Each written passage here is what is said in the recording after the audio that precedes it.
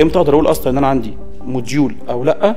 بحكم الحاجات او اللوجيك المختلف اللي بيكون موجود عندي. ما الحمد لله يعني اكس كود مش هيبقى فيه كل حاجه وحشه، يعني كويس اللي هو في حاجه كويسه. ايوه يعني بالظبط. يعني هو بالنسبه له انا عندي اب بكريته، ففي نفس التارجت اللي عندي ده بعمل فيه كل حاجه. فانا بالتالي لما اروح لحته الموديولاريزيشن هنا، انا لو ما رحتش اصلا للموديولاريزيشن هنا اروح امتى؟ تيجي واجي تناديله ما هناك يتناداش. اجرب اعمل له انيشالايز، الراجل مش عايز تعمل له انيشالايز، فايه المشكله يا جماعه؟ صح. ما تقلقش، مش هقول لك فلاح واجيب بقرتين وكده يعني مش الطموح بتاعتي دي. نفس الكلام مثلا بالنسبه لحاجات الجندرز، اللي هو طبعا الناس بتوع بره اللي بيقعدوا يقولوا استغفر الله بقى والحاجات دي مش عارف هيم وهز وهوم والكلام ده كله بيقعدوا يكتبوه، مالناش دعوه. بس برضه في نفس الوقت دلوقتي بما ان المجال بيجري مننا، فاحنا محتاجين ان كل واحد يبقى عنده الايديا ديت.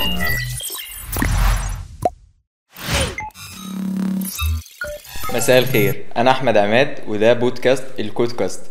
اول حاجه رمضان كريم عليكم، وربنا يعني يديم علينا نعمه، والحمد لله ربنا انعم علينا ان احنا نبقى موجودين وعايشين في رمضان ده. فالمفروض ان احنا قبل ما نبدا اي حاجه في حاجات كتير مهمه في حياتنا، بس ان احنا ندرك الحاجات اللي احنا قصرنا فيها في الايام العاديه ونبدا ان احنا نصلحها دلوقتي.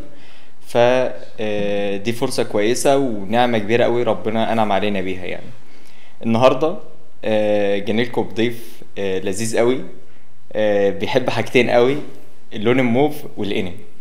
معانا باشمهندس أحمد منعم. ازيك يا هندسة؟ الحمد لله. ايه الأخبار؟ كله زي الفل. طيب ممكن تعرف الناس بيك وتقول لنا مين أحمد منعم؟ ماشي. بسم الله والصلاة والسلام على رسول الله، اللهم صل وسلم وبارك على سيدنا محمد عليه أفضل الصلاة والسلام. طبعا في البداية يعني أنا شرفني إن أكون موجود مع عماد في السيشنز الجميلة دي. يعني طبعا كنت اتفرجت على الحاجات اللي فاتت، فما شاء الله يعني عماد بيعمل شغل حلو جدا في البرمجة كمان، اللي ما شافش الكودينج بتاعه يعني. تاني حاجة أنا فعلا يعني هعرف نفسي كده كده، بس من الحاجات اللي بحبها جدا فعلا هو الأنمي زي ما عماد ذكر. باختصار شديد مش عايز اطول عليكم في الانترو يعني، بس هو انا احمد منعم، اي اس انجينير عادي يعني، خبره مما يقرب ل 8 سنين. اشتغلت في شركات مختلفه سواء في السعوديه او في الامارات او في امريكا وفي لبنان وفي المانيا وفي تقريبا كده، ده اللي انا متذكره، وفي كينيا يعني بلد كده في افريقيا على جنب.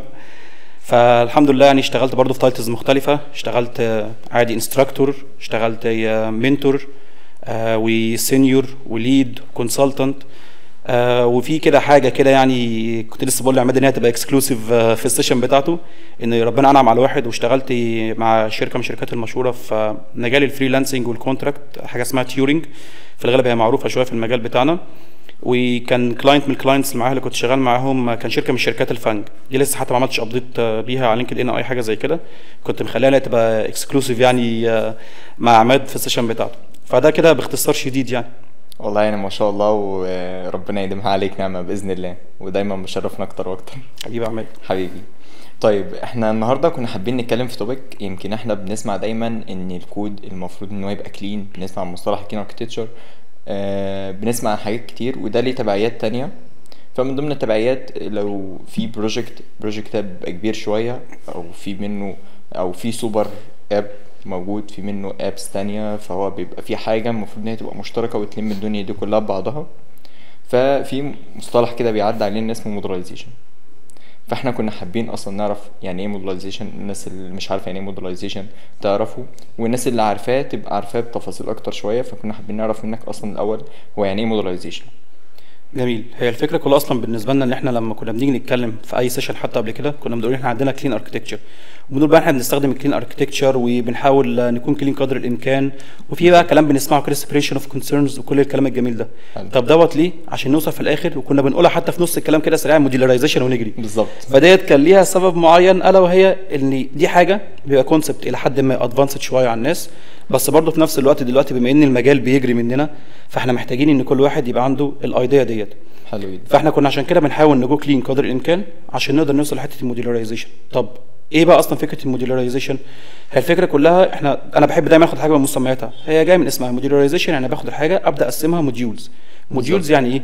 يعني انا بيبقى عندي كل حاجه مرميه في مكان واحد، بدل ما يبقى كل ده موجود في مكان واحد ابدا اقسمه لحاجات صغيره. حلو. فالحاجات الصغيره دي بيبقى اسمها موديولز. دي بقى ليها اختلافات كتير وليها طرق مختلفه ان انا اعمل اصلا موديولاريزيشن، وليها اصلا طريقه تقسيم مختلفه. دي بتختلف حسب بقى عوامل مختلفه برضو، الشركه، التيم بتاعك، انت اصلا ماتيور انف، الشخص اللي بيبدا اللي اركتكت اصلا الموضوع ده. لان المفروض اللي بياخد الديسيشن اصلا بتاع الموديولاريزيشن، لو انت عندك سوفت وير اركتكت في الشركه، او لو انت ما عندكش سوفت وير اركتكت بتبدا بقى تلجا للليد او السينيورز، او يعني اعلى تايتل بيكون موجود عندك، او الستاف انجينيرز، بيبداوا هم يكولابريتوا في حاجه زي كده لحد ما يوصلوا للنتيجه دي. فبرضه باختصار عشان يبقى ادينا تعريف يعني محترم لحاجه زي كده، امتى اقدر اقول اصلا ان انا عندي موديول او لا؟ بحكم الحاجات او اللوجيك المختلف اللي بيكون موجود عندي. يعني انا ممكن يبقى كل الابلكيشن عندي سايح كله على بعضه، وكل الفيتشرز وكل اللايرز موجوده مع بعضيها في نفس المكان او في نفس التارجت بمعنى اصح، بس انا في الاخر خالص باجي اقول موديول امتى اقول ده موديول او ده لا، بناء على اللوجيك المختلف اللي موجود لكل واحد منهم، وبناء لو في كمان نتورك ريسبونس مختلف لكل واحده. يعني بديهيات، لو في نتورك ريسبونس مختلف هيكون عندي اوريدي لوجيك مختلف. انا مش عايز اطول قوي، احنا كده كده الكلام ده كله هيجي معانا في الطريق يعني بالديتيلز بقى. فهو زي ما انت قلت اصلا احنا بيبقى في اللي هو المونوليثيك وفي المودولايز اب، ففي واحد اللي هو سايح كله على بعضه، مش فارق بقى معاه ان هو يكون مقسم اي باكج لوحدها او كل الكلام ده. هو بالنسبه له انا عندي اب بكريته، ففي نفس التارجت اللي عندي ده بعمل فيه كل حاجه بالظبط. المودولايزيشن لا، انت خلاص التارجت ده بس مسؤول عن حاجات معينه، وبقى انت بتقسم الباكجز اللي موجوده عندك او الاس بي ام اللي بقت موجوده دلوقتي، وبتبدا ان انت تظبط الدنيا عندك. فاحنا كنا عايزين نعرف اصلا الاول في انواع للمودولايزيشن ده، ولا هو مودولايزيشن انت بتروح تقسم حاجه بس؟ يعني انت بتقسم الابلكيشن ده كفيتشرز، ولا انت بتقسم كايه بالظبط لو حد مش عارف؟ زي ما انت ذكرت الاول، بس نوضح الكونسبتس اكتر. اللي هو فعلا كله سايح على بعضه في حته واحده، زي ما انت قلت اسمها مونوليث، او كمان في بعض الناس بيذكروا عنها اللي هي اسمها مونوريبو.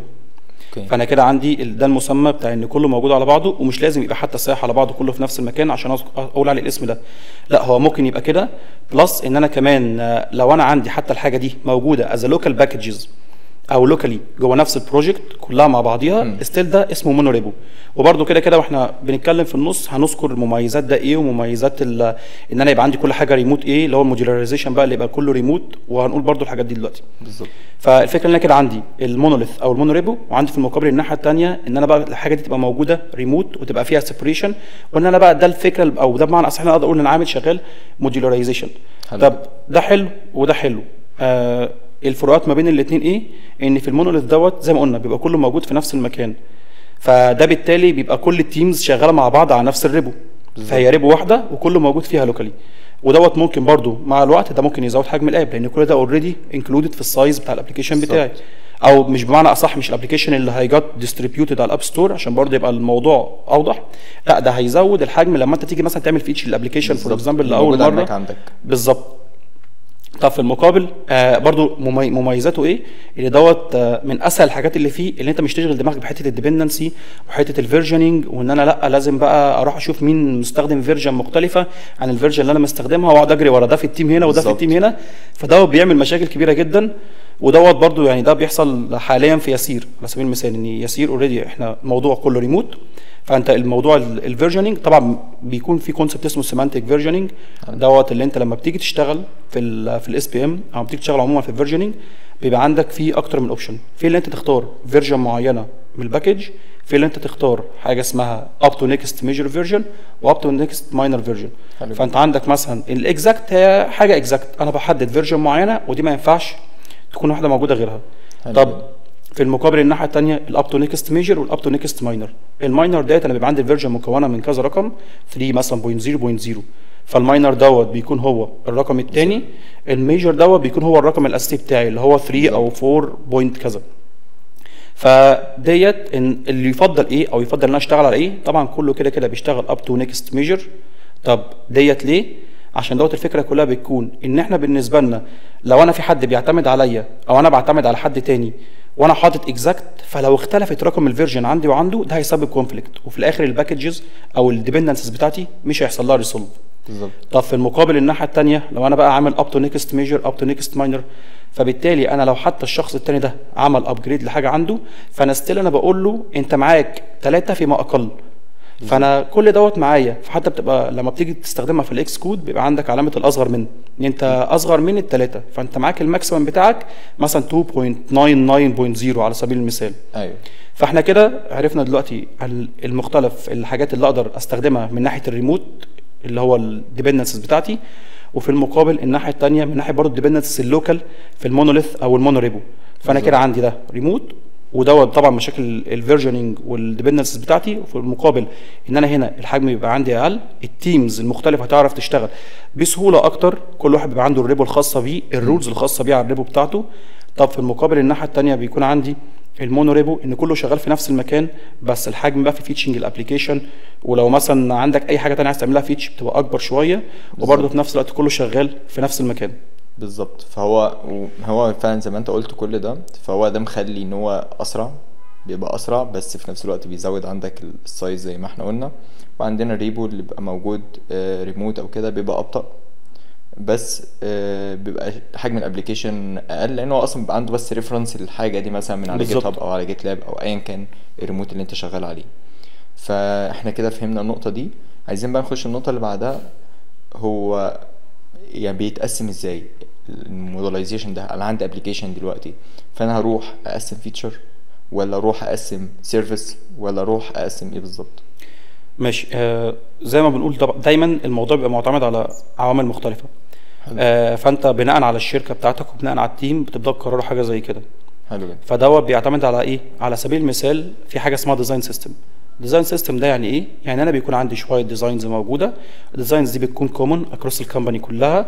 لو مثلا على سبيل المثال احنا سوفت وير هاوس، فبالتالي عندنا مالتيبل بروجكتس، فممكن كل المالتيبل بروجكتس دولت يستخدموا نفس الديزاين باختلاف الكالرز، تعرف تحط لها كاستمايزيشن مختلفه. صح. طب ممكن احنا نفسنا لو احنا برودكت بيز وعندنا مثلا زي ما انت قلت سوبر اب، فانا عندي مالتيبل تيمز، فالتيمز ديت كلها عايز تشتغل برضو بنفس الديزاين، عشان ما ينفعش انا اكون كله تحت نفس الامبريلا بتاعت اب واحد، وفي الاقي في الاخر واحد هنا مختار كلر فرق بسيط ومش عارف ايه. بالظبط. في ناس بتدقق في الحاجات دي، ففي كاستمرز لا بياخد باله ان ده في الوان مختلفه وده نفس الابلكيشن. فدي بتبقى الحاجات اللي ايه اللي احنا نقدر نقول عليها الكومن، اللي هي نقدر نحط تحتيها اكتر من حاجه. اللي هي مثلا ممكن تقول زي ما انت قلت السيرفيسز، زي ايه؟ زي مثلا النتورك لاير، زي الكاشنج موديول او الكاشنج لاير، ممكن نقول الديزاين سيستم، ممكن نقول ايه تاني؟ يعني دولت اللي انا الاناليتكس برضو دي بتبقى حاجه كومن. فدولت الحاجات اللي بتبقى كومن او الشيرد اللي بيكون موجوده، وممكن نلاقي اكتر من سكواد او اكتر من تيم بيستخدمها في الريبو بتاعته. بالظبط. دي حاجات بتبقى موجوده على جنب. نيجي بقى للمقابل الناحيه الثانيه والصراع اللي بيبقى موجود دايما، انا اقسم باللايرز ولا اقسم بالفيتشرز؟ دي برضو نرجع تاني الديسيشن بيبقى هيراركي، لا اما المانجر او الاركتكت او السينيورز او الستاف او وات ايفر بيبدا ياخد القرار دوت. بس لو احنا بنختار حاجه زي كده، فانا هقول رايي الشخصي واللي بفضله، وده برضو بناء على راي تكنيكال، الا وهو ان انا هستخدم اللايرز ولا الفيتشرز. انا بالنسبه لي بروح لحته الفيتشرز. طب ده لعده اسباب، لان احنا فكر فيها بكل بساطه. دلوقتي الابلكيشن بتاعي بدا يكبر، فانا عندي فيتشرز مختلفه موجوده في الابلكيشن ده، فانا لو بقسمها عن طريق اللايرز، فبالتالي انا هيكون عندي طبعا اللايرز المعروفه في الكلين، داتا، دومين، برزنتيشن. مظبوط. فانا هيبقى عندي داتا دي موجوده في ريبو لوحديها، دومين موجود في ريبو لوحديها، برزنتيشن موجود في ريبو لوحديها. وطبعا نحط في الاعتبار ان انا مش هعرف اديت في اي واحده منهم لو انا شغال ريموت مش شغال مونوريبو. بالظبط. فبالتالي انا لو عايز اروح اعدل في موديول معين، على سبيل المثال الهوم موديول، فانا عشان اروح اعدل فيه لازم اروح اشوف ايه الفايلز بتاعته اللي موجوده في البرزنتيشن، وايه الفايلز بتاعته اللي موجوده في الدومين، وايه الفايلز بتاعته اللي موجوده في الداتا. ففي الاخر الموضوع بيبقى هاسل على الانجينير ان هو يروح ويقعد يدور في كل واحد منهم، وكل ما الابلكيشن بيكبر كل الموضوع ده بيبقى صعب اكتر واكتر ان الشخص يشوف حاجه زي كده او يدور عليها. فدوت بيسبب مشاكل. طب في المقابل بس طبعا هو لو انا في الاخر على سبيل المثال عندي، ودي قليله جدا جدا لما بتحصل، ان انا يبقى عندي اكتر من ابلكيشن معتمدين على نفس اللوجيك، ففي الكيس دي ممكن حته ان انا اقسم باللايرز دي هتكون منطقيه، لان انا عندي اكتر من ابلكيشن معتمدين على نفس اللوجيك، ودي انا ما شفتهاش خالص، مش هقول لك ما شفتهاش غير نادرا، انا ما شفتهاش خالص لحد دلوقتي. طب في المقابل الناحيه الثانيه الفيتشرز، انا كل الفيتشر مقفوله على نفسها عندي، وبرضه هتساعدني في حته الريوزابيلتي، لان انا زي ما قلت انا لو سوفت وير هاوس، فبالتالي ان انا اعملها بالفيتشر. طب ما انا الاوثنتيكيشن موديول مثلا على سبيل المثال، ما دوت حاجه متكرره في اماكن كتيره جدا وبنفس الحاجات وبكل حاجه هي باختلاف الكالرز، ودي ممكن نقدر نعملها كاستمايزيشن بكل سهوله. حلو. فانا حاجه زي ان انا اعمل موديولاريزيشن بالفيتشر، فدي بالتالي هتفرق معايا ان انا اخد الحاجات ديت وابدا استخدم الريوزابيلتي بتاعت الفيتشر دي، وات ذا سيم تايم لو انا عايز اعدل اصلا في اي فيتشر فالموضوع هيبقى سهل جدا عليا. الموضوع مش هيبقى حاسل ان انا اروح اشوف الفايلات بتاعتها موجوده فين ومنين بيروح على فين. حلو. فبالتالي ده هيسهل عليا موضوع برضو الايديتنج شويه والريوزابيلتي. حلو. فيعني انا لو بفضل فانا بفضل ان احنا نروح للفيتشر مش ان احنا نروح لللايرز. بالظبط. بس يعني ممكن يبقى فيه كونسيرن شويه ان هو لو الابلكيشن موجود فانت بتعمله ريفامب، فبنسبه كبيره مش تقدر ان انت تعرف تاخد تشتغلها كفيتشرز بس، تنقل كل فيتشر دي كل فيتشر في باكج لوحدها. فبتبدا شويه ان انت ممكن تقسمها من ناحيه ان انت تقسمها زي ما قلنا الداتا لاير في باكج والدومين لاير في باكج والبرزنتيشن عندك هيبقى في باكج. فبحس ان هو بيبقى يعني ده بيبقى اسهل شويه لما بتيجي تمودلايز الحاجه دي. بس ان هو يبقى فيه بتاع الفيتشر كلها في باكج لوحدها، ده بيبقى حلو برضو لو انت في فيتشر معينه محتاجه فيها الران تايم او بتشتغل في الران تايم، فده في الريل تايم، في ريل تايم فيها داتا فانت بتستخدم فيها اركتشر معين، ممكن فيتشر تانية تستخدم فيها اركتشر معين تاني. فده بقى اسهل شويه. دي برضو نقطه ان احنا مش لازم يكون الابلكيشن كله مبني على نفس الديزاين باترن، او في ناس بتقول الديزاين اركتكتشر يعني، فهي مش لازم يكون كله مبني على نفس الحاجه. يعني ممكن مثلا على سبيل المثال لو ابلكيشن فيها ريال لايف تراكنج، يعني قبل سويفت يو اي كان عندك فايبر وكان عندك ام في في، وطبعا فايبر موجود لحد دلوقتي، محدش يفتكر ان فايبر راحت مع سويفت يو اي، ستيل موجود. بس الاكزامبل ده اكزامبل مشهور شويه، ان انا في يو اي كيت كنا ممكن يبقى عندك الاختيارات بتبقى افضل ان انا اروح لفايبر ولا اروح لام في ام. فكان وقتها ممكن لو حد بيستخدم فايبر كان بيروح في حته الريال لايف تراكنج ديت ان هو يستخدم ام في ام عشان جزء البايندنج والاوبزرفيشن بيبقى اسهل في حته الام في ام، فدوت اوريدي بيسيرف حاجه زي كده. فانا ممكن تبقى عندي الفيتشر دي لوحديها تراكنج سكرين شغاله ام في ام، ممكن يكون باقي الابلكيشن كله اصلا شغال فايبر. والجزء اللي انت قلته هو بيميك سنس، بس برضو يعني ده بيعتمد على الكود شكله عامل ازاي. يعني ممكن كود اصلا انت في الاخر يعني تلاقيه ليجاسي كود يبقى صعب حتى اللي انت تفكر تعمله بير اللاير، فانت في الاخر ممكن تضطر ان انت تاخد كل شويه مع بعضيهم بالكبشه فعلا، ودول تحطهم بس مع بعض بحكم ان انا بس هقسم. يعني على سبيل المثال لو انت عندك انتوا تيم واحد، التيم الواحد دوت مكون من 10 اي او اس، فال10 اي او اس دول كلهم شغالين على نفس الابلكيشن. فجي بعد كده المانجر قال لك لا انا هقسم التيم دوت لاثنين او ثلاثه سكوادز، كل سكواد منهم يبقى فيه 3 أو 4. حلو. فبالتالي احنا بقى عندنا سيبريشن بس كلنا ستيل شغالين على نفس الريبو. فقال لك لا احنا عايزين نبدا نقسم الكلام ده، وكل تيم واخد له شويه موديولز. فانت وقتها انت غصب عنك هتضطر تحاول تروح تفصل الحاجه دي، احنا شغالين والله على الشويه دولت وانتوا شغالين على الشويه دولت وانتوا شغالين على الشويه دولت، فكل واحد ياخد الشويه بتوعه ويحاول يحطهم في ريبو ويحاول بقى يعتمد على الحاجه اللي موجوده من الناحيه الثانيه. هي المشكله كلها ولو حد استخدم موديولاريزيشن ممكن تقابله حاجه اسمها سيركلر ديبندنسز. بالظبط. ان انا لو بعتمد عليك وانت بتعتمد عليا حد تاني بيعتمد، يعني فلو احنا الاثنين بنعتمد على بعض حاجه عامله زي ريتين سايكل كده، انا سترونج ريفرنس وانت سترونج ريفرنس واحنا الاثنين ماسكين بعض، هي نفس الرسمه بتاعت الريتين سايكل بالظبط. فانت في الاخر هتلاقي ان احنا الاثنين بنعتمد على بعضينا، فاحنا انت مستنيني وانا مستنيك بالظبط، فبالتالي ما فيش حد هيعرف يستخدم الثاني. فدي مشكله ممكن تكون موجوده برضو هنا لو احنا ما ركزناش فيها، خصوصا واحنا بنعمل حاجه زي كده في حته الليجاسي كود.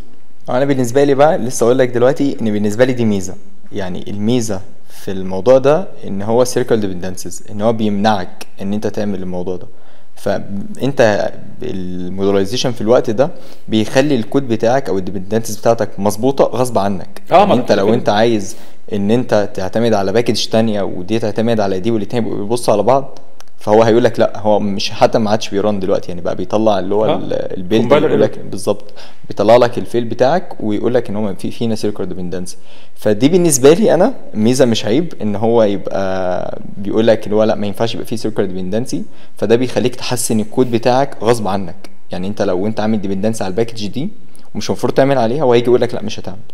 ما الحمد لله يعني اكس كود مش هيبقى فيه كل حاجه وحشه، يعني كويس اللي هو في حاجه كويسه. ايوه يعني بالظبط، يعني كفايه الوقت اللي بياخده والرغبات اللي بياخدها. ده حقيقي. طيب دلوقتي برضو هل ان انا استخدم موديلايزيشن، لان برضو بقى في معاناه كتير بتبقى ورا الموضوع ده، فهل هو بيديزيرف ان انا اروح اشتغل الابلكيشن بتاعي موديلايزيشن ولا كده؟ فانا عايز اعرف برضو ايه الفايده اللي هتقعد عليا قوي من فكره ان اخلي الابلكيشن بتاعي مودرلايزيشن. بص خلينا نتكلم عن نفس الاكزامبل اللي كنت لسه بتكلم عليه من شويه، اللي هو انا وانا ان احنا مثلا عندنا سكواد كبير، والسكواد دوت احنا عايزين نبدا نقسمه لسكواد صغيره. حلو. فدوت هيفرق معانا في ايه؟ اول حاجه بيفرق معانا ان احنا بنسبريت السكوبينج. فدلوقتي على سبيل المثال انا بقى عندي كل سكواد مسؤول عن السكوب بتاعه. حلو. فانت لما بتيجي تحصل اي ايشو قدام، كل واحد خلاص بقى ليه الديبندنسز بتاعته، فكل واحد بقى ليه على سبيل المثال الكراش ريبورت بتاعه. فاي حاجه بتيجي في السكوب دوت انا عارف الحاجه دي رايحه لمين. حتى ايفن لو دي باكجز، عشان برضو الباكجز ما بتبقاش ليها الكراش ريبورتس الخاصه بيها هي لو حد بيستخدم فاير بيز كراشليتكس او مش متذكر في اسم تاني بس انا راح من على بالي دلوقتي. فدوت بيبقى على الابلكيشن اتسيلف، سونار كيوب بيبقى على الابلكيشن اتسيلف. في سنتري اعتقد، وفي سنتري تقريبا. سنتري بيطلع سونار كيوب. سونار كيوب بتاع كود سميلز وحاجات من دي. فهي الفكره هنا، الفكره اللي انت هتخليك في الاخر ترجع اللي انت الحاجات دي بتبقى على المين اب او على الهوست اب، ما بتبقاش على السب باكجز بتاعتك. مظبوط. فهنا الفكره كلها اللي انت حتى لو رحت بيبقى عندك التريس بتاع الحاجه ديت، فتقدر تبدا تشوفها وتبدا تشوف كل واحد منهم تبعه ايه. فانا بالتالي بقى عندي سكوبينج، بدل ما انا الكراش ده هيجي لي وحد يقعد ينفستيجيت فيه وحد يقعد يشوف ده راح منين وجه منين، فانا لا بالعكس بقى عندي السكوب بتاعي دوت خاص بكل سكواد عندي. تاني حاجه اللي احنا بنحاول نعمل السيبريشن اللي احنا كنا بنتكلم عليه، ان انا ببدا اسبليت كل حاجه تبقى لوحديها، فكل واحد مسؤول عن الشغل بتاعه، كل واحد يقدر يبقى عنده الرولز الخاصه بيه للسكواد بتاعه. لان انت كله في ريبو واحده في الاول وفي الاخر، انت تفضل نقعد نجري ورا بعض وانت ما بتعملش فولو على الحاجات دي وانت ما بتعملش فولو على الحاجات دي، ونقعد نتخانق مع بعضينا بقى الخناقات الجميله بتاعت التيمز. مظبوط. وزي ما قلت برضو في الاول وفي الاخر بقى احنا بنرجع لاسباب مختلفه كتير، منها بقى الشركه، يعني الشركه اصلا عندها القابليه ان هي تعمل حاجه زي كده ولا لا، الماتيوريتي اصلا بتاعت التيم، هل التيم نفسه عنده القابليه. وده نفس الكلام برضو كان بينطبق على الكلين اركتكتشر واي حاجه كنا بنذكرها، ان الشركه نفسها التيم نفسه اوير انف بالكونسبتس ديت ولا لا. طب لو التيم مش اوير، هل في حد في التيم عنده القدره ان هو يعلم الناس ديت؟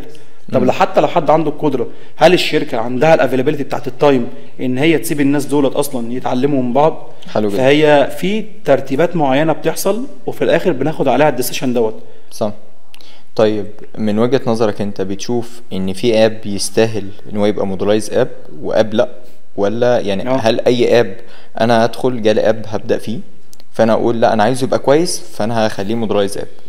فهل ده قرار صح، ولا في حاجات لازم ابص عليها الاول، في شويه رولز كده لو اتحققت في الاب ده فالاب ده يبقى يستاهل او ما يستاهلش؟ الحاجه المعروفه طبعا والحاجه الكومون جدا السكيلابيلتي.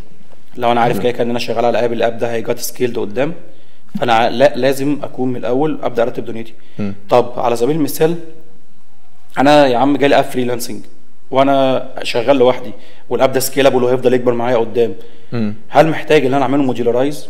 لو انا هفضل شغال لوحدي هبقى بكذب عليك لو قلت لك انت في الاول وفي الاخر انت واحد شغال لوحدك، ممكن الموضوع يبقى اسهل عليك، بس في نفس الوقت انت محتاج تقسيمات كتير، وفي الغالب الفريلانسنج بيبقى جاي انا عايز الحاجه تخلص وشكرا.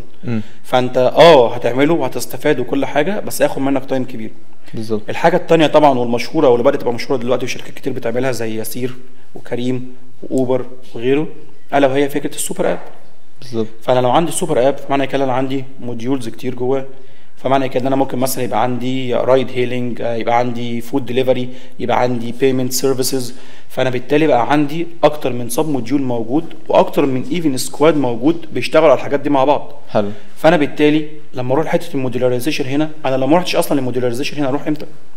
فهي دي بتبقى الفكره. انا بالنسبه لي عندي مالتيبل سكوادز شغالين على مالتيبل سب برودكتس كلهم بيقعوا تحت نفس الامبريلا بتاعت السوبر اب، فدوت حته السبليتنج هنا بتبقى اسهل بكتير، او مش اسهل، بتبقى افضل بكتير. بحكم ان دوت حاجه هتساعدك ان انا اعرف اخلص الشغل بتاعي متقسم على تشانكس صغيره، كل سكواد منهم واخد الحاجه الخاصه بيه.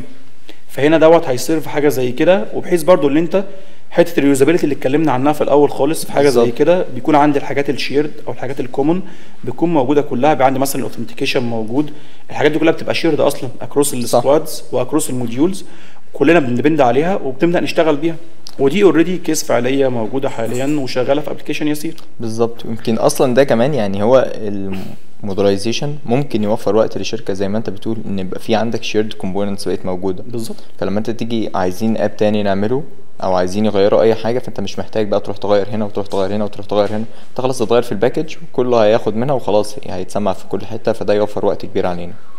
طيب في مشكله تانية بتظهر للناس وهي مشكله النافيجيشن.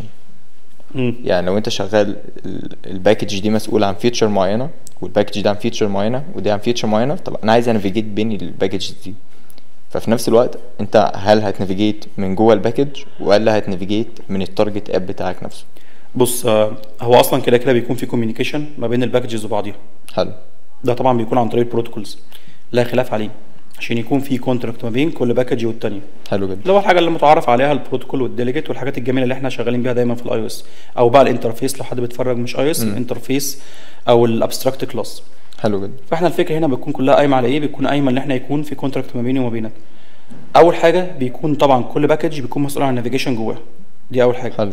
تاني حاجه بيكون الموديول او الهوست بتاعي بيكون اصلا عنده هو كمان مسؤول عن النافيجيشن، اللي هو على سبيل المثال انا دلوقتي لو انا سوبر اب وعندي رايد هيلينج وعندي مثلا فود رايد هيلينج دوت اللي هو زي اوبر اللي انا بقدر اطلب منه رايدز، وعندي برضو الفود ديليفري، وعندي مثلا البيمنت سيرفيس.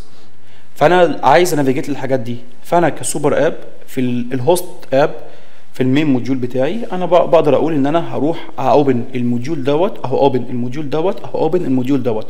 ده عن طريق الكونتراكت اللي موجود ما بيننا. انا عندي وانس اللي انا اوبند ببدا اتعامل بقى بالنافيجيشن من عندي. ببدا اشوف ان انا جاي لي التوكن بتاعي تمام، لو جاي لي التوكن بتاعي تمام ابدا انافيجيت وذن الابلكيشن بتاعي على الهوم سكرين بتاعتي اللي موجوده جوه.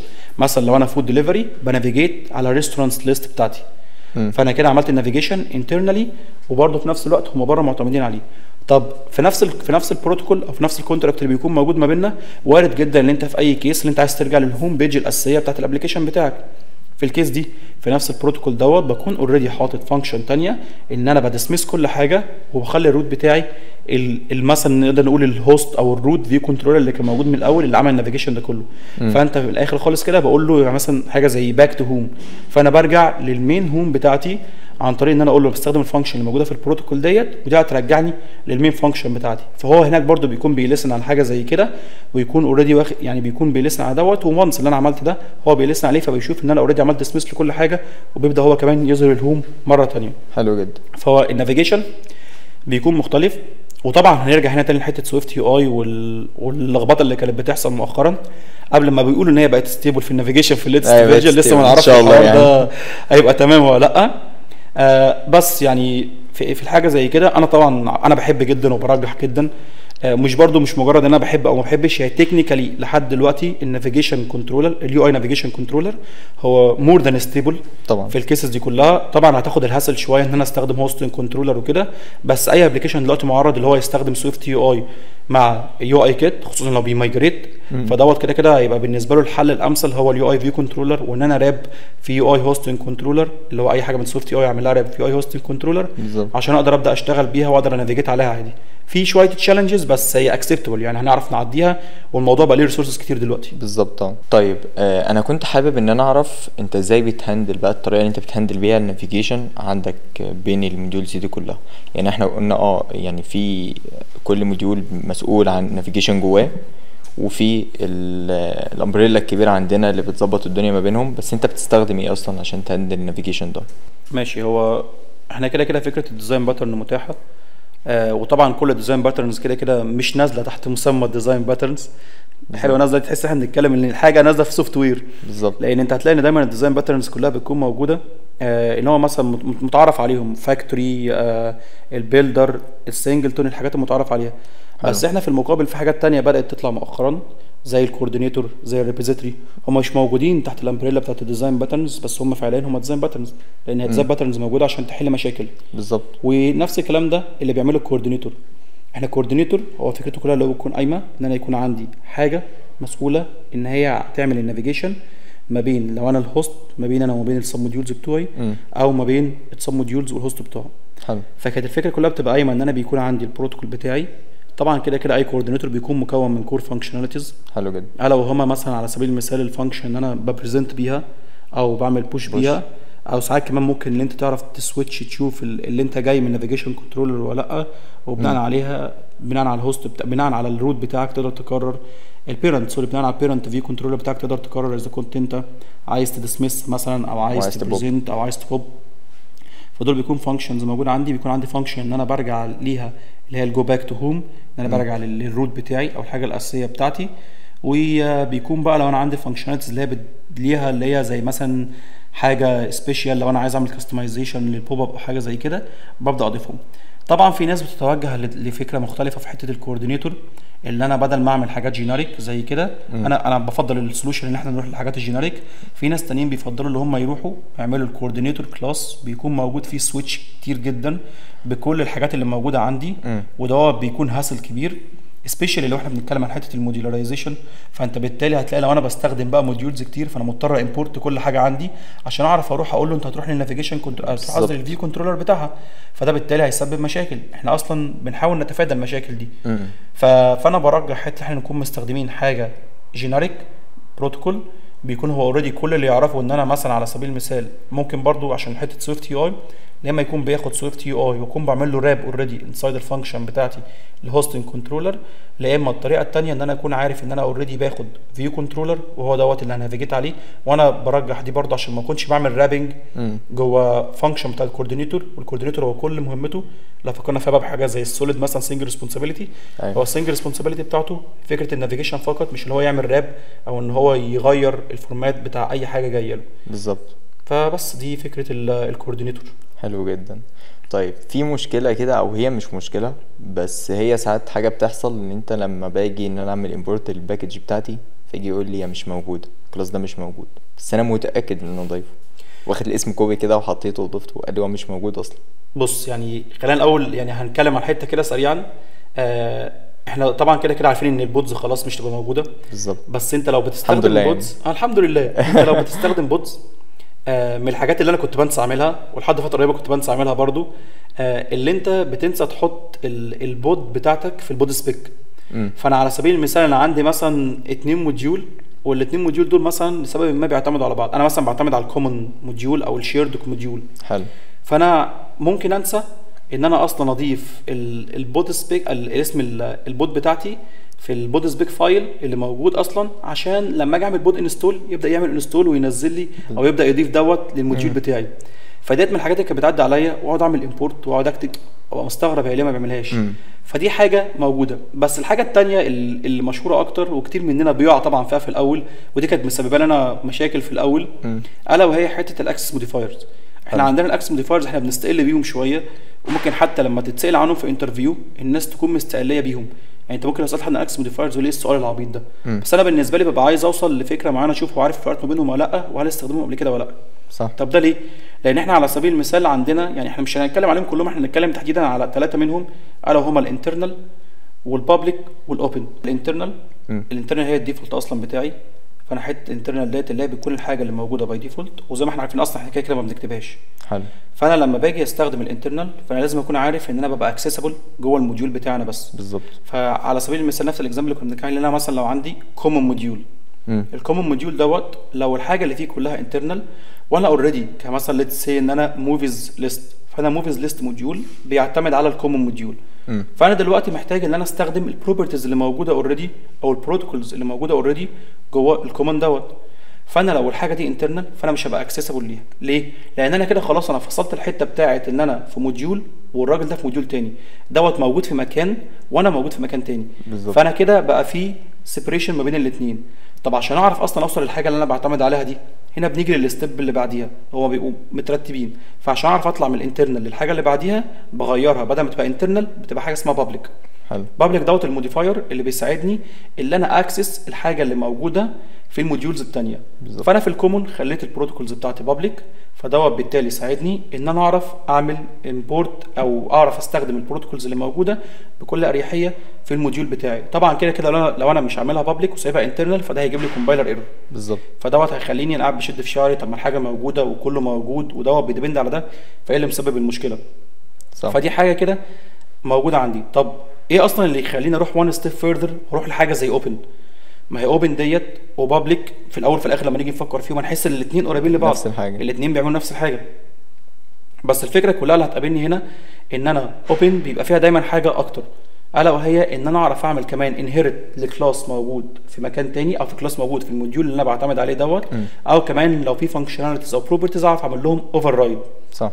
ودوت هنلاقيه قليل شويه ان هو بيحصل، لان كده كده كل الموديولز بتبقى معتمده اللي انا مش عايزك تعمل ليا انهيرت، مش عايزك تغير الامبلمنتيشن بتاعي. بالظبط. بس لو حد بيفكر فيها شويه هيلاقي ان انا ممكن اوفر رايد الامبلمنتيشن. لو انا بستخدم يو اي كيت فانا باوفر رايد اوريدي الامبلمنتيشن بتاع الفيو ديد لود.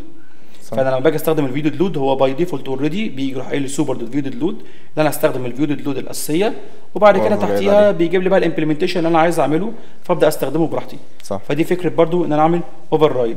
طب في مشكله اصلا ممكن تقابلني اكتر واكتر، وهي دي المشكله الكومن اكتر في الكيس بتاعتنا، اللي انت لما بتيجي تستخدم استراكت الانيشاليزر بتاع استراكت باي ديفولت اصلا انا ما بكتبوش، هو اسمه ممبر وايز انيشاليزر. فانا ممكن الممبر وايز ده ممكن اصلا ما اضيفوش، وهو بيعرفه باي ديفولت في الكومبايل تايم ان هو في عنده اوريدي انيشاليزر موجود وبيبدا يستخدمه. صح. فانت بالتالي انت معرف الاستراكت بابليك والدنيا جميله والاستراكت شغال وبابليك اهو، واجي هناك اجرب اعمل له انيشاليز، الراجل مش عايز تعمل له انيشاليز، فايه المشكله يا جماعه؟ صح. هنيجي نلاقي لان كده كده هو بيستخدم الممبر وايز انيشاليزر، فانا بالتالي لو انا مش حاطه فهو بالنسبه له لسه شايفه انترنال، فانا لازم اروح اغيره اخليه بابليك عشان يبدا يشوف الانيشاليزر دوت. فدي حاجه ناس كتير كانت بتقع فيها، ولحد فتره قريبه ناس كتير بتقع فيها، واي حد هيروح يجرب يعمل حته الموديولز دي او يستخدم الموديولاريزيشن هيلاقي نفسه بيقع فيها، لان هي حاجه مش كومن، واحنا في الطبيعي ما بنستخدمش اصلا الانيشاليزر بتاع الاستراكت. فدي حاجه ممكن تسبب مشاكل لبعض الناس، بالذات ان لو انت شغال اصلا على تارجت واحد انت مش بنشوف، مش بتشغل بالزبط. بالك بالحته دي قوي يعني. نسينا برضو بقى كمان لسه اقول لك كنا هنرجع بقى للفاينل بتاعتنا. هي العكس تمام. الفاينل احنا كنا بنتكلم عن اوبن اللي هي ممكن تخليني اعرف اعمل اوفر رايد او اعرف اعمل انهيرتنس. الفاينل هي بتعكس حاجه زي كده، الفاينل بتمنعك اصلا اللي انت تعمل انهيرت للكلاس بتاعك او ان انت تعمل اوفر رايد للبروبرتي ديت.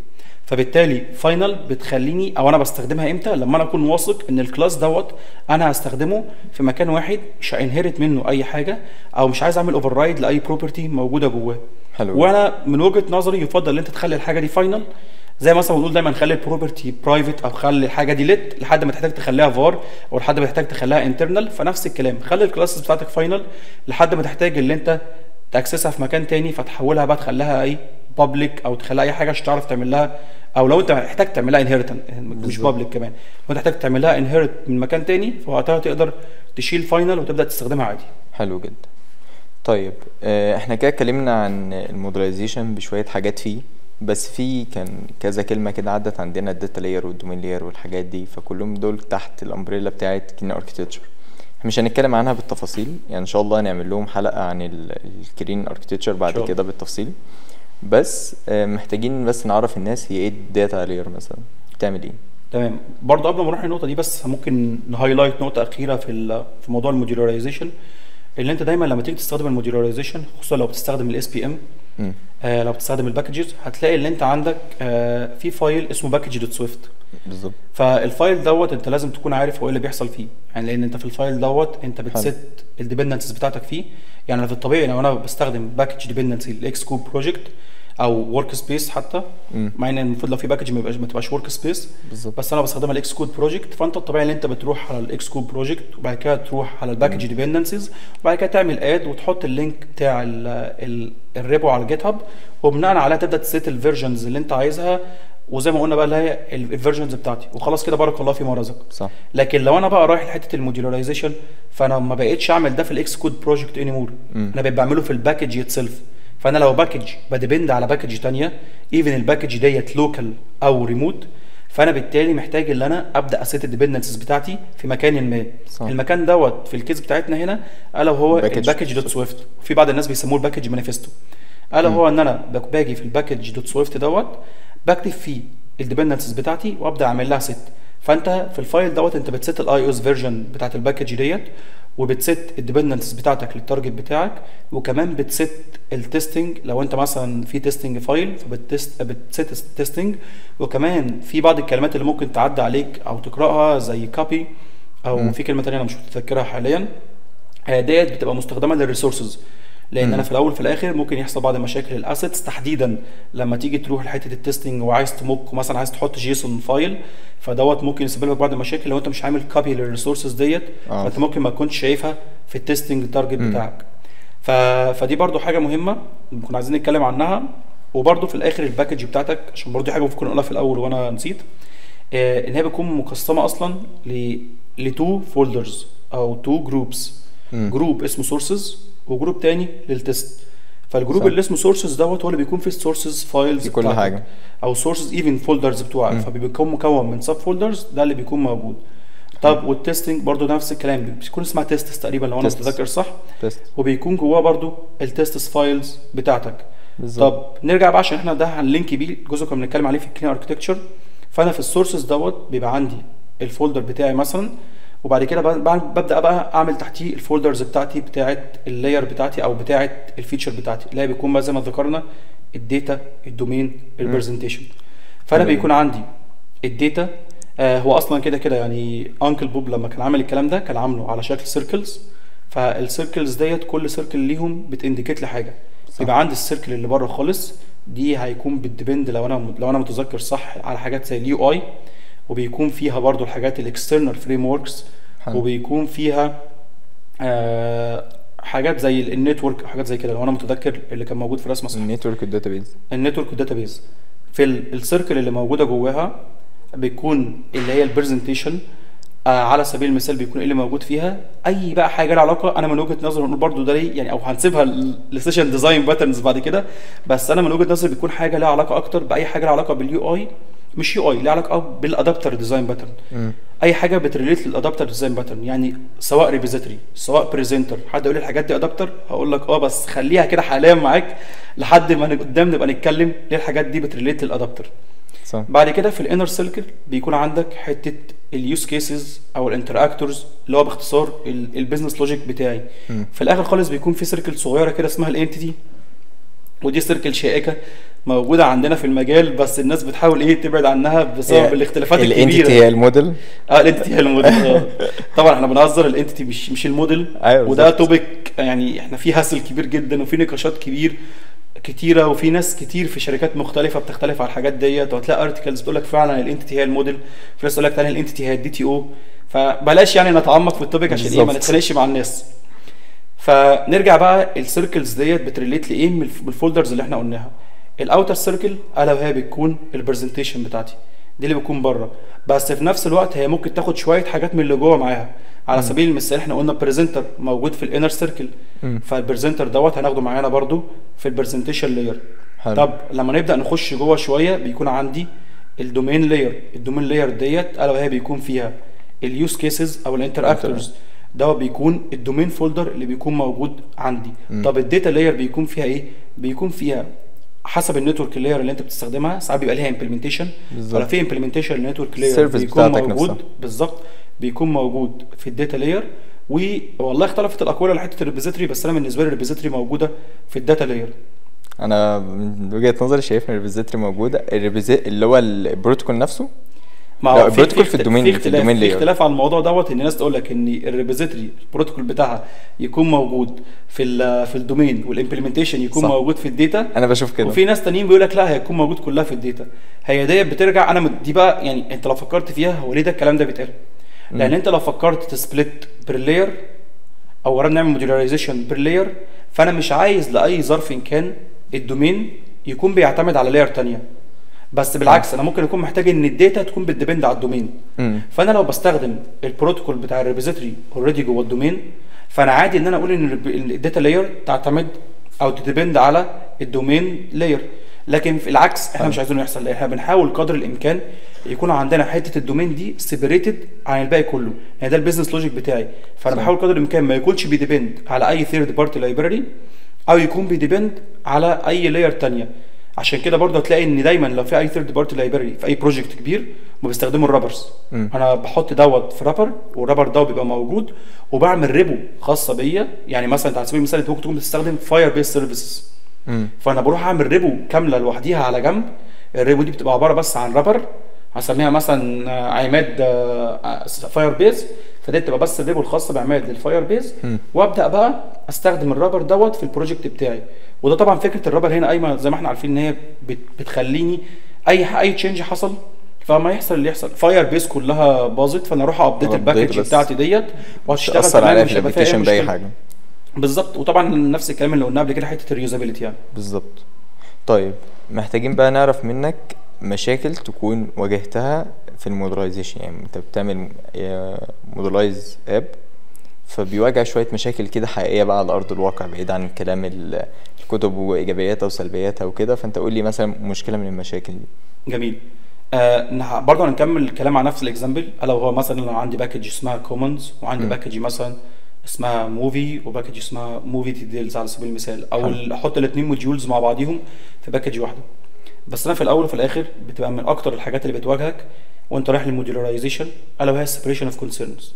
احنا بنسمع الكلمه دي دايما، بس لما بنيجي نطبقها بنلاقي الدنيا صعبه جدا. يعني نعمل سيبريشن اوف كونسيرنز، بس تيجي تطبق الدنيا بلح. يعني ايه؟ بس الاول نقول للناس يعني ايه سيبريشن اوف كونسيرن. يعني ان انا يبقى الحاجه سيبريتد عن بعض قدر الامكان. يعني على سبيل المثال ما ينفعش ان يكون الموديول بتاعي اسمه مثلا موفي ليست، والاقي ان انا جواه ممكن اكون بعتمد على الموفي ديتيلز. ليه؟ عشان عايز انافيجيت للموفي ديتيلز. طب ماشي، ما هو دوت موديول ودوت موديول، وانت المفروض ما تكونش بتدمند على حاجه من هنا لحاجه من هنا. طبعا هيجي لي واحد دلوقتي يقول لي ما انا ممكن اكون باخد الموفي اي دي من هنا لهنا، او ممكن اكون في النافيجيشن انا بقول له ما انت هتكريت الموفي ديتيلز فيو كنترولر. هي دي بقى فكره السيبريشن اوف كونسيرنز. هنا بتيجي الحته الصعبه، ازاي اصلا اعرف اعمل سبليت بحيث ما اخليش الموفي موديول يعتمد على الموفي ديتيلز، والعكس ان الموفي ديتيلز ما يكونش بيعتمد على الموفيز موديول. حلو. وهنا تيجي برضو فكره الكومن، ان انا لو الاثنين بيعتمدوا على حاجه كومن، فانا بالتالي انا عندي حاجه بره لوحديها اعرف اعتمد عليها. حلو. فانا على سبيل المثال في حاجه زي كده انا عملت ايه؟ انا اللي كانت ممكن اصلا تخليني اعمل حاجه زي دي ان انا كان عندي كوردينيتور. طب انا ما بستخدمش الكوردينيتور اتسلف، انا بستخدم الكوردينيتور بروتوكول. صح. فبالتالي انا لو محتاج حاجه جوه الموفيز وجوه الموفيز ديتيلز، فانا محتاج ايه؟ الكوردينيتور بروتوكول. فانا لما باجي استخدم حاجه زي كده دي بتبقى موجوده في الكومن. فالكومنز بالنسبه لي كان من ضمن الحاجات اللي فيها الا وهو الكوردينيتور بروتوكول. فلما جيت استخدمت الكومنز ديت عندي في الموفيز والموفي ديتيلز، فبالتالي بقت انا عندي الحاجه الكومنز موجوده، ودي برضه استغلتها في ان انا اضيف اي حاجه كومن موجوده عندي تاني محتاجها في اكروس الموديولز بتاعتي. وبدل ما انا ببقى معتمد على الموفي في الموفي ديتيلز او العكس، لا بقيت بعتمد على الكومنز بس، اللي هي بتنكلود الحاجه اللي انا فعليا محتاجها في الاثنين، مش بتنكلود الحاجه اللي انا لا محتاجها عشان بس مجرد ان انا نافيجيت. طب حد يقول لي الباسنج انت بتروح لاكتر من سولوشن. في اللي انت ممكن تباص عن طريق الكوردينيتور. يعني من ضمن اصلا السولوشنز اللي انت ممكن تباص عن طريق الكوردينيتور ان بيكون في اكستنشن للكوردينيتور اللي انت بس تستخدمها في ان انا باص الاي دي من هنا لهنا عشان اعرف بس استخدمه واجيت الاند بوينت بتاعت الموفي ديتيلز. وفي المقابل سولوشن تاني بس ده بيكون سنجلتون، برضه هنخلينا على جنب في حته الديزاين باترنز، الا وهو ان انا ممكن استخدم حاجه اسمها شيرد ريبوزيتوري. دوت سولوشن مش متعرف عليه قوي في الاي او اس، هو موجود في الاندرويد بس هو اوريدي سولوشن موجود وممكن تستخدمه. ان انا يكون عندي هي اسمها شيرد ريبوزيتوري بس هي مش ريبوزيتوري فعليا. هي فكرتها كلها ان هي بس شيرد ما بين تو موديولز 1 تو 1. انا باخد حاجه من هنا بوديها للناحيه الثانيه. هي بيكون فكرتها في حته الايزوليشن، ان انا بايزوليت الاثنين موديول دول عن بعضيهم، ان هما الاثنين دول هيكونوا معتمدين على الشير ديبو بس، ومش هتكون موجوده عندي في اي حاجه ثانيه. طب التشالنجز اللي بتقابلك ايه ثانيه؟ حته الريوزابيلتي، ان انا ممكن وانا شغال الاقي ان انا في حاجه كتير قوي بكتبها متكرره. كان لسه والله حد بيحكي لي اصلا ان هو الابلكيشن بتاعه كله عباره اصلا عن حاجات متكرره. فحته الريوزابيلتي مش موجوده في الكومبوننتس بس، لا دي موجوده برده في الموديولاريتي. على سبيل المثال من اشهر الحاجات الموجوده في الابلكيشنز حاجه اسمها لوك ابس. اللوك ابس ديت اللي هو على سبيل المثال ايه؟ ان انا مثلا هجيب الليسته بتاعه الكانتري كودز على سبيل المثال، فدي بتبقى لوك اب موجوده دروب داون بيجيب لي منها كل حاجه. نفس الكلام مثلا بالنسبه لحاجات الجندرز اللي هو طبعا الناس بتوع بره اللي بيقعدوا استغفر الله بقى والحاجات دي مش عارف هيم وهيز وهوم والكلام ده كله بيقعدوا يكتبوهم مالناش دعوه، بس دي لوك اب ستيل لوك اب اند سو اون. الحاجات ديت انا المفروض اكون محتاجها في موديولز مختلفه، فانا ليه اصلا اقعد اضيفها في كل واحده لوحديها؟ فانا كده انا اصلا ما بستخدمش الموديولاريتي بالطريقه الاصح. فانا بالتالي باخد الحاجات دي واحطها في مكان بيكون اسمه مثلا لوك ابس موديول، وببدا استخدمه في الاماكن اللي انا محتاجها. طبعا بمرور الوقت لو انت لقيت لا ده مثلا في 2 3 4 لوك ابس انا بستخدمهمش غير في الاربعه 5 موديولز دولت، فانا ممكن اعملهم بايبك كلهم بيبقى على بعضهم مثلا، ويبقى دولت موجودين في سيبريتد ريبو زي حاجه زي الانترفيس سيجريجيشن كده. ان انا يبقى عندي دولت شويه لوحديهم في الاماكن اللي محتاجينهم بس، ودولت شويه لوحديهم في الاماكن اللي محتاجينهم بس. حلو. فدولت برضو يعني دي من الحاجات اللي ممكن تقابلك طبعا بلس السيركلر ديبندنس اللي احنا كنا بنتكلم عنها، ان انا لاي سبب إن كان هكون مثلا مضطر ان انا اعتمد على الموفي ديتيلز، والموفي ديتيلز مضطر اللي هو يعتمد عليا، فبالتالي انا محتاج امبورت وهو محتاج يمبورتني. فلما اجي افكر فيها هلاقي ان في ايشو حصلت عندي ان احنا الاثنين معتمدين على بعض وهو مستنيني وانا مستنيه. فدوت بيسبب لك مشاكل في حاجه زي كده، اللي انت مين هيجت الفرخه ولا البيضه؟ صح. فدوت هيسبب لك مشكله هنا ان انت مش عارف ايه بيعمل ايه. فانت وقتها هتضطر ترجع لحته السيبريشن اوف كونسيرنز اللي احنا اتكلمنا عنها، ان انا ازاي احاول استغنى عن واحده منهم اللي هي تديبند على الثانيه، او ان الاثنين اصلا يديبندوا عن بعض، واعمل حاجه يكون هما الاثنين بيديبندوا عليها. بالظبط. فدي اللي هتوديك في الاخر لحته الكومنز. طيب احنا دلوقتي اتكلمنا عن الموديلايزيشن، فايدته ايه، بيعمل ايه، عيوبه ايه. فايه رأيك لو احنا نوري الناس بس ازاي يعملوا باكج، نوري الناس برضو لو انت عندك ريسورس معين الناس ممكن تبقى ده ريفرنس ليها، يعني ان هي تبص عليه الباكجز معمولة ازاي، بتكلم بعضها ازاي، كل الكلام ده. فلو نحب نوري الناس يعني. ما فيش مشكله تماما. اوريدي اصلا كده كده كان في بروجكت كنت عامله، كنت مجهز لحظه زي دي يعني. شفت اللي حصل مع احمد حسن، كنت عامل حسابي على اللقطه دي. بس ممكن قبل ما نروح بس يعني هايلايت توبيك بسيط كده، وممكن نبقى نتعمق فيه بقى في سيشنز تانية قدام ان شاء الله. الا وهو الناس وهي بتسرش على اي حاجه لها علاقه بالموديولاريتي او بالباكجز او باي حاجه زي كده، دايما هتقابلها المشكله بتاعت، او مش مشكله، هتقابلها الفروقات اللي موجوده ما بين حاجه على سبيل المثال زي الباكج، الفريم ورك، اللايبراري. وطبعا في كل حاجه منهم هنلاقي حاجه بتقول ستاتيك، حاجه اسمها دايناميك، وهنلاقي ان في حاجه اسمها الامبريلا بقى، هنلاقي حاجات مختلفه موجوده وتوبكس مختلفه موجوده. وطبعا هنلاقي الفروقات المتعارف عليها ان اي حاجه ستاتيك مثلا لا دي في كومبايل تايم، طب مثلا اي حاجه دايناميك دي في الران تايم. فمش عايز الناس بس تتخض لما تلاقي الحاجات دي هي موجوده، بس ده توبيك كبير شويه يعني، ممكن نحتاج له سيشن كامله اصلا نقعد نتكلم عن الحاجات دي والفروقات ما بينها، لان في فروقات كبيره ما بين كل واحده والثانيه. وحاجه اللي يخليني اصلا اروح للفريم ورك وما اروحش للباكج على سبيل المثال، واصلا اللي يخليني استخدم حاجه اسمها دايناميك فريم ورك وما استخدمش مثلا ستاتيك فريم ورك. بالظبط. او هم مش الفريم وركس لها اسماء تانية. فيعني خلينا ندي بس الهنتايه ديت للناس، والناس تبص على الحاجات دي بس ما يتخضوش. وان شاء الله نبدا ناخدها في سيشن تانية بقى بتعمق اكتر، عشان احنا ما نبقاش مالينا كل حاجه. احنا اتكلمنا عن ديزاين باترنز وموديلارايزيشن وكلين اركتكتشر، فما نبقاش مالينا كل حاجه بس عليهم يعني. فخلينا نبص على البروجكت ونخلي دي ان شاء الله المره تانية كده نديهم سيشن بقى لطيف عن الموضوع. اوكي يلا بينا. فهنا بقى يعني انا كنت اصلا كده طول ما انا بتكلم كنت بحاول اريليت للحاجه في البروجكت اللي احنا اوريدي كده هنشيره مع الناس. فده اوريدي كل اللي احنا بنشرحه وكل اللي موجود هنا ده اوريدي حاجه موجوده على جيت هاب ريبو، هي بابليك للناس كلها لو اي حد عايز يشوفها. هنبص مع بعض ازاي لو انا بميكس ما بين الاثنين. يعني مثلا انا هنا مستخدم موديولارايزيشن قدر الامكان، حاولت اعمل سبليت لكل حاجه، حاولت اعمل السيبريشن اللي كنا بنتكلم عنه. الحاجات اللي المسميات اللي كنت بتكلم عنها، يعني كنت بتكلم على باكج اسمها كومنز موجوده. كنا بنتكلم مثلا على اللوك ابس اوريدي موجوده. كنا بنتكلم على الكاشنج موجود. مثلا لو جينا فتحنا اوريدي هنلاقي هنا ان في موديولز متقسمه حتى لتو ديفرنت موديولز، الموفيز والموفي ديتيلز. فهي دي الحاجات اللي كنا بنتكلم عنها، فاحنا عايزين نبص عليهم كده سريعا. فعلى سبيل المثال بما ان احنا دلوقتي فاتحين مثلا الباكج دي، فخلينا نبص عليها. لما كنت بشرح فكره الباكج دوت سويفت، يعني احنا لو جينا دلوقتي عملنا كده، ده هيجيب لي هنا الباكج دوت سويفت فايل اللي احنا كنا بنتكلم عنه. الفايل دوت هنا كل الفكره فيه زي ما قلنا ان انا بسيت الكونفيجريشنز بتاعه الباكج بتاعتي. فانا عندي هنا زي ما اكون بعمل انيشاليزيشن للباكج، مش زي هو انا فعليا بعمل انيشاليزيشن للباكج بتاعتي بالاسم بتاعها اللي هتبقى موجوده بيه. وان انا هنا زي ما قلت الاي اس فيرجن اللي هتكون موجوده هنا، احنا ينفع نضيف البلاتفورمز المختلفه. يعني مثلا لو انا عايز اضيف ماك او اس اي حاجه زي كده، الحاجات دي هتكون موجوده دوت ماك او اس هتكون موجوده، ونسيت بس الفيرجن بتاعتنا، بس احنا هنا بنسبورت الاي او اس بس. البرودكتس ديت الا وهي ايه البرودكت بتاعي، يعني ايه اللايبراري بتاعتي هتكون عامله ازاي، اللي هي الموفي ديتيلز، التارجتس اللي هتكون موجوده فيها. احنا ممكن يكون عندنا ديفرنت تارجتس. ونيجي بقى للحته المهمه اللي ديت انا عجباني، لان احنا بس هنا احنا بنميكس ما بين حاجتين. انا هنا بميكس ان انا بديبند على حاجات لوكال، وبميكس ان انا بديبند على حاجات ريموت. الحاجات الريموت دي اللي هي الحاجات الثيرد بارتي، اللي انا هنا كنت بستخدم كينج فيشر بالنسبه لي، حاجه سهله في الايمجز مش محتاج ان احنا يعني نعمل لها حاجه خاصه، فانا كنت بستخدمها. طب وفي المقابل انا كنت بستخدم الحاجات اللي موجوده عندي اللوكال انت دايما بتريفير ليها عن طريق الباث بتاعها. يعني هنا ده فيما معناه ان انا المكان اللي موجود فيه الباكج بتاعتي انا هرجع فيه ستيب لورا، وبعد ما ارجع ستيب لورا هرجع كمان ستيب لورا، والمفروض بعد كده هلاقي الفايل او الفولدر بتاع الباكج بتاعتي.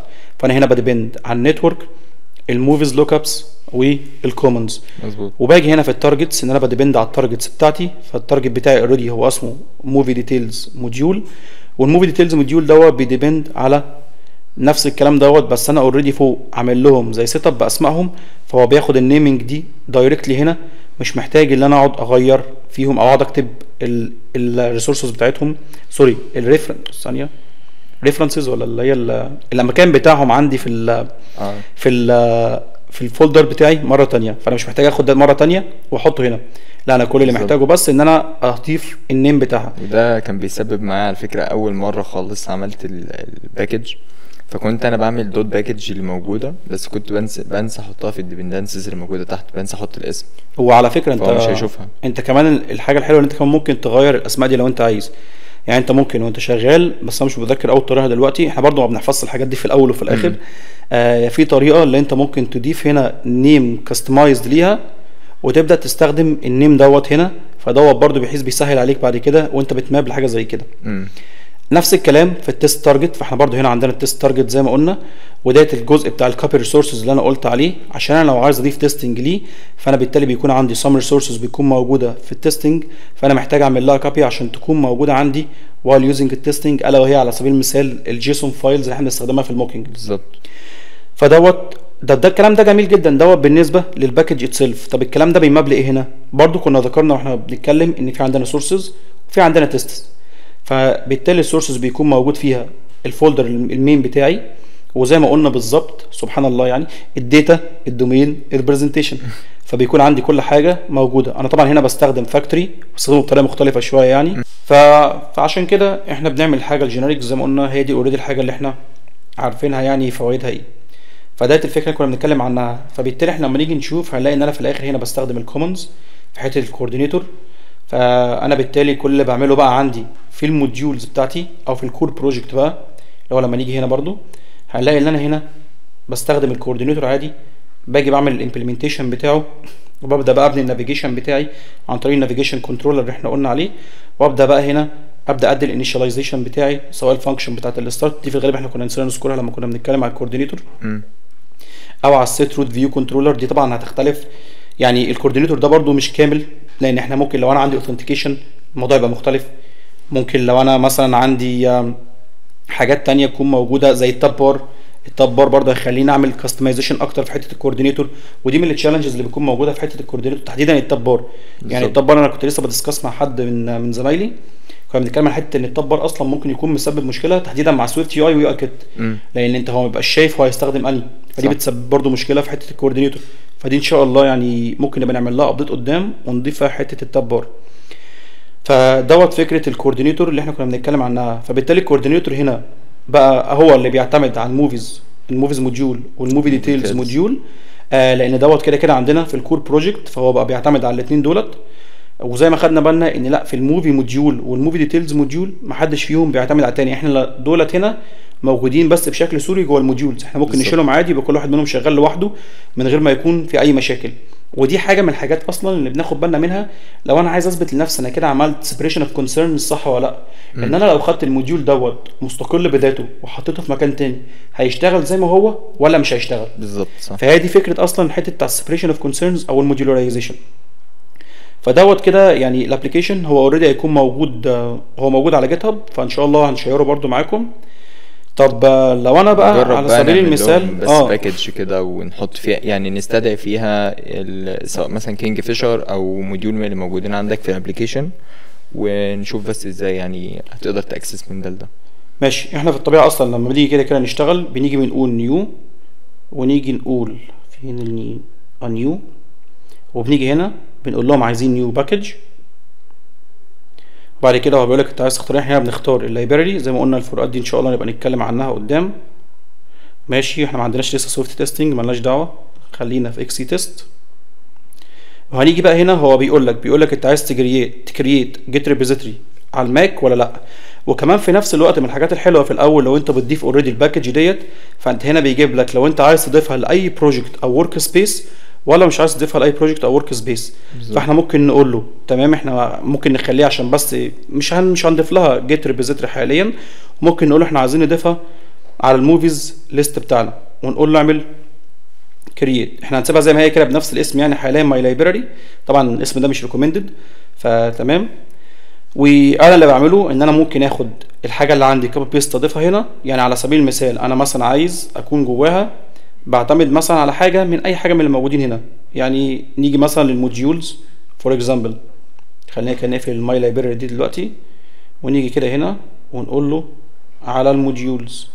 الموديولز ديت هنا مثلا بتعتمد على الكينج فيشر، فانا كل اللي اعمله ايه ان انا هاخد دي كده زي ما هي. يعني خلينا نتبع الجزء بتاع الكوبي بيست دوت، بيبقى مسهل الدنيا جدا. ونروح كده جايين هنا فين، اعمل ايوه ديبندنسي بقى، يعني اوكي ديبندنسز بتسجلها وبتحط جواها. نعمل كده، هنيجي نعمل كده نقول له كده. وهنيجي برضو في التارجتس محتاجين نضيف نفس في الحاجة. كوما هنا في السطر ده. كوما هنا دي المفروض ما تأثرش عادي. ماشي. وبرضو هنيجي نفس الكلام بالنسبة للتارجتس، فهنيجي هنا ونقول له برضو نفس الكلام. تارجتس مش شايف والله. ايوه ماشي، ماي لايبراري. ونيجي نروح ضايفين ديبندنسي، الكينج فيشر، في الغالب هتبقى برضو نيم. خلينا لا كده ديبندنسي نتشيك. ديبندنسي. اوكي dependencies. ونعمل كده ونقول له عندنا، ناخدها كوبي بيست برضو عشان منع الاخطاء، ونعمل الكينج فيشر. في اغلب الاوقات برضو احنا لما بنيجي نستخدم حاجه زي كده الموضوع ممكن يسبب لك مشكله، ان هو طبعا مبيبقاش قاريها، فاحنا محتاج نعمل ريسيت للكاش عشان نبدا نظبط الموضوع. وبرضو ممكن يكون في حاجه احنا ناسيينها، في الغالب احنا في حاجه احنا مسقطينها لو انا متذكر صح. البلاتفورمز. لا اعتقد كده ممكن تشتغلي. خلينا كده نشوف. راحت يا اسلام. مم.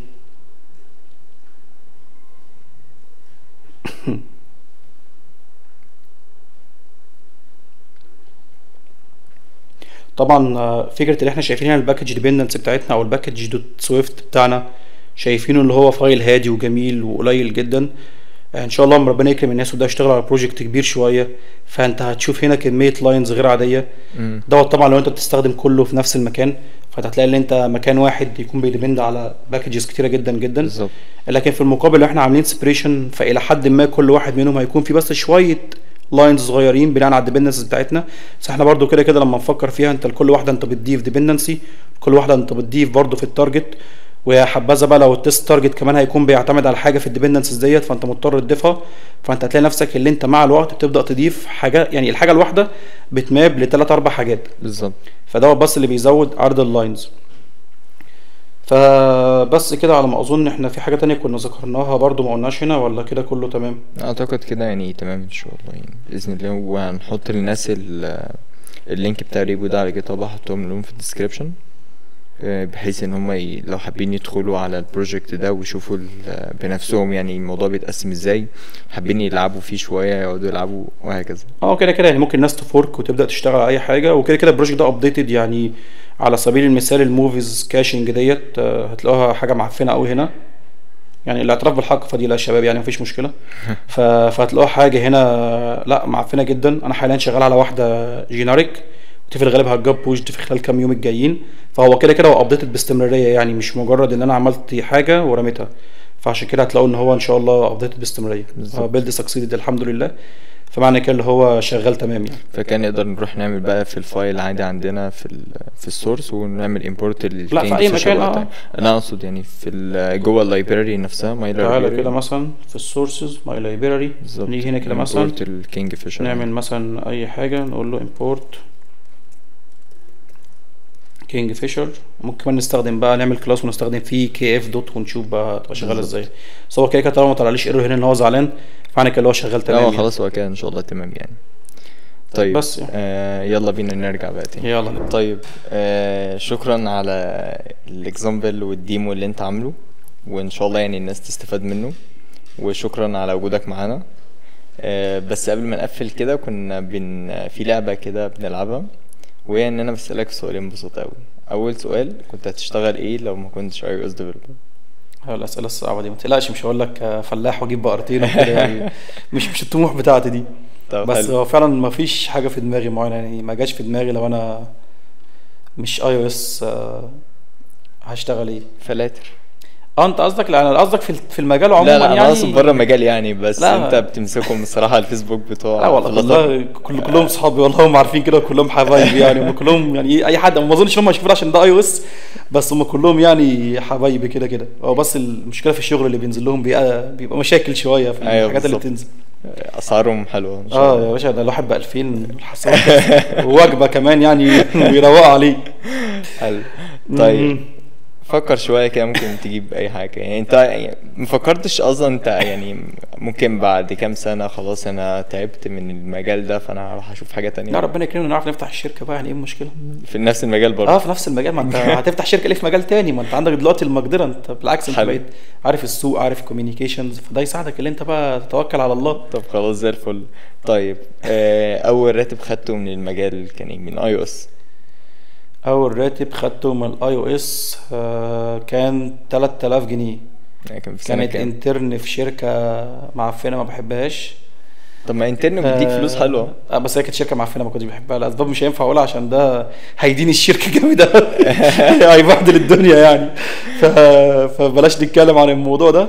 طيب لا الشغل بقى مش انترن، حاجه مش انترن، انت اشتغلت خلاص اشتغلت، كنت شغال دي برضو من الحاجات اللي تقولها في الاول، كنت شغال تكنيكال رايتر في شركه اسمها ديكودد افريكا.